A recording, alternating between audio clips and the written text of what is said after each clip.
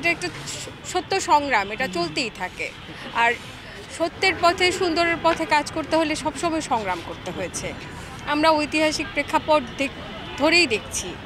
আর আমরা বারবার দেখি, যেমন আমরা সবসময় বলি না যে আমাদের দেশের এত সমস্যা, তার মধ্যে সবচেয়ে বড় সমস্যা হচ্ছে জনসংখ্যা। কিন্তু আমরা কখনোই এইটা বলি না যে আমাদের এই মানে শিক্ষা ব্যবস্থা কত দুর্বল।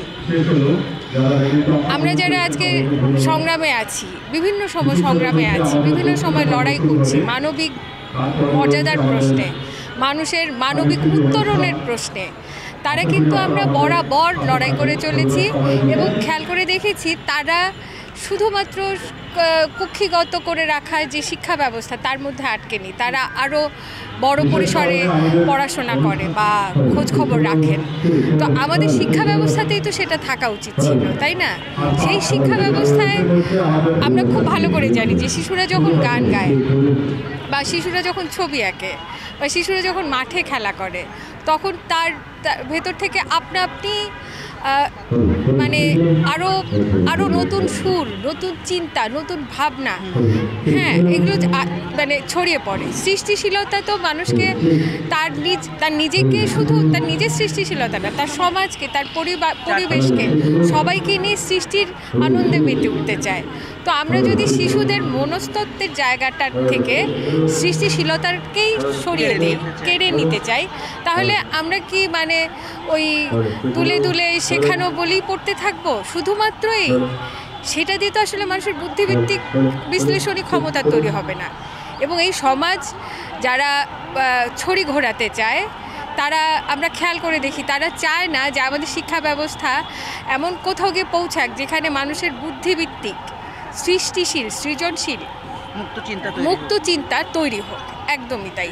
আমরা চাই তারা কুপমুন্ডুক থাকুক, তারা বোকা হয়ে থাকুক, কারণ তাদেরকে দমিয়ে রাখা যায়, তাদেরকে ব্যবহার করা যায়, মানে তাদের উপর স্বেচ্ছাচারিতা করা সম্ভব।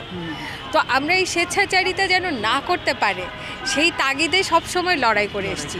সেইখানে আজকে প্রাথমিক শিক্ষায় একদম কেবল মানে আমার একদম প্রথম ভিত্তি মানুষের শিক্ষা জীবনের, সেই ভিত্তিটাকে নড়বড়ে করে দেওয়া শুধু না, মানে সেখানে তার মানে কোমল শিশু মনটাকে বিষিয়ে তোলার মতো একটা শিক্ষা পদ্ধতিতে নিয়ে যাওয়ার চেষ্টা, যদি এগুলো বন্ধ করে দেওয়া হয়। এবং সেইটা যেন না হয়, সেজন্যই আজকে আমাদের লড়াই। আমরা এই কুপমুন্ডুক রাষ্ট্র বানিয়ে রাখার বিরুদ্ধে কথা বলতে চাই, ছড়ি ঘোরানোর বিরুদ্ধে কথা বলতে চাই।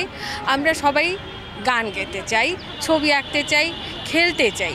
এটা খুবই আন্তর্জাতিক পলিসির একটা চক্রান্ত, কারণ সাবকন্টিনেন্টেই মানে পাক ভারত উপমহাদেশেই মানে এটা আমরা কি বলি মানে ফান্ডামেন্টালিস্টের একটা মানে ধর্মভিত্তিক রাজনৈতিক শক্তিগুলোকে তারা বেশি বেশি করে পেট্রোনাইজ করতে চাচ্ছে ইন্টারন্যাশনাল পলিসি। তার কারণ হচ্ছে ইন্ডিয়াতে বিজেপি আছে, পাকিস্তানে কিন্তু ফান্ডামেন্টালিস্টদেরকে শক্তিধর করে তোলার চেষ্টা চলছে, আফগানিস্তানে তারা পেরে গেছে। হ্যাঁ, তো এইভাবে তারা এখন বাংলাদেশেও চাচ্ছে, কারণ এই অঞ্চলে তারা যত এই ধরনের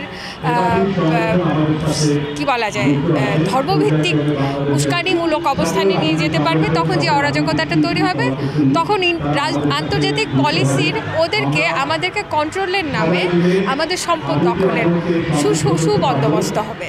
এই সুবন্দোবস্তের জন্য তারা চাইবে যে আমাদের এখানে কলহ লেগে থাকুক।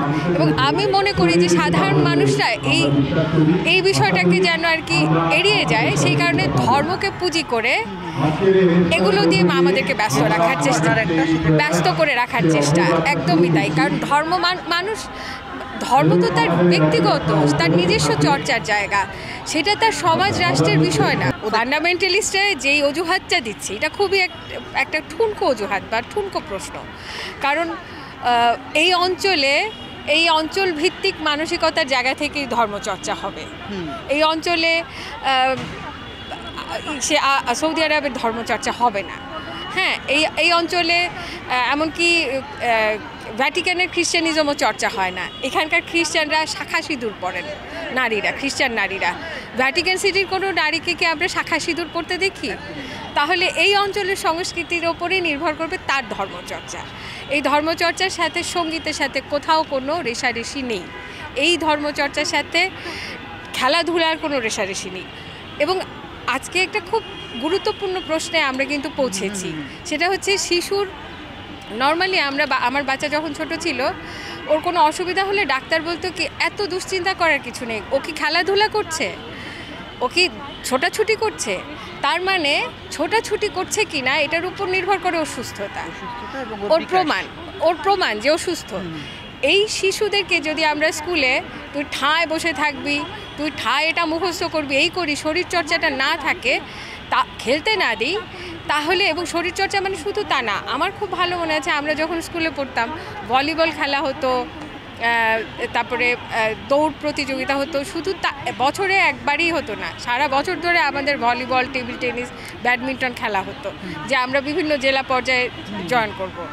তো আমার খেলা হয়নি, কিন্তু আমার যে সমস্ত বন্ধুরা খেলতো ওদেরকে আমি রীতিমতো সেলিব্রিটি মনে করতাম, কারণ আমার রিউম্যাটিক ফিভার ছিল, আমাকে খেলতে দিত না। কাজে আমি মনে করি ওরা যারা খেলতো তাদের যে স্ট্রেংথ ছিল, তারা যে পাওয়ারফুল ছিল, আমার মনে হয় এই পাওয়ারফুল হতে চাওয়াটা ওরা পছন্দ করে না। এই পাওয়ারফুল মানে খেললে ধরলে যে কনফিডেন্টটা গ্রো করে শিশুদের, এইটা তারা ভেঙে দিতে চায়। হ্যাঁ, সেই কারণে তারা শারীরিক চর্চার শিক্ষাকে বন্ধ করতে চায়, সঙ্গীতকে বন্ধ করতে চায়। এটাও হয়তো যে যারা গান গাইতে গাইতে বড় হয় তারা একদিন কারারও লৌহ কপাট ভেঙে কর্ণের লোপাট গানটা গেয়ে ফেলবে, সেটাও তাদের একটা আতঙ্ক থাকতে পারে। আমরা মনে করি যে আমাদের এই প্রতিবাদী গানের মিছিল, এবং আমরা শুধু না, আমরা গত কয়েকদিন ধরে দেখছি বিভিন্ন বিশ্ববিদ্যালয়, বিভিন্ন সংগঠন করছেন, এবং আমি খুবই আশাবাদী যে এই সংখ্যাটাও মোটেই কম না। আমাদের এই অঞ্চলের গানের সুরটা কেন জানি ওনারা আবার নতুন করে সুরারোপ করতে চান। এটা আমাদের এখানেও অনেক ছেলেমেয়ের মধ্যে আমি দেখেছি যে বিভিন্ন গান মানে অলরেডি সেগুলো বিখ্যাত গান হয়ে গেছে, সে তার নিজের চরিত্রে দাঁড়িয়ে আছে, তারপরেও দেখা যায় যে মানুষ আবার নতুন করে সুরারোপ করতে চায়। তো যেই সুরের গান তোমার ভালোই লেগেছে, নতুন করে সেটা তো আবার হ্যাঁ, তারপরে তো আবার সেটাকে আবার বাঁকা তাড়া করে নিজের ক্রেডিট করার কোনো দরকার দেখি না। এটা আমার তাদের প্রতি সমালোচনা।